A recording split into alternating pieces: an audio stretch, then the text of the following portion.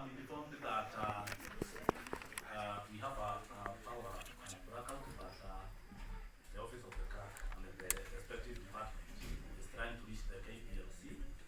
I'm equally informed that our generator is ordered. I'm equally informed that our generator is having a mechanical hitch.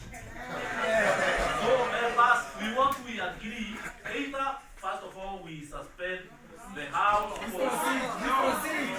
we proceed.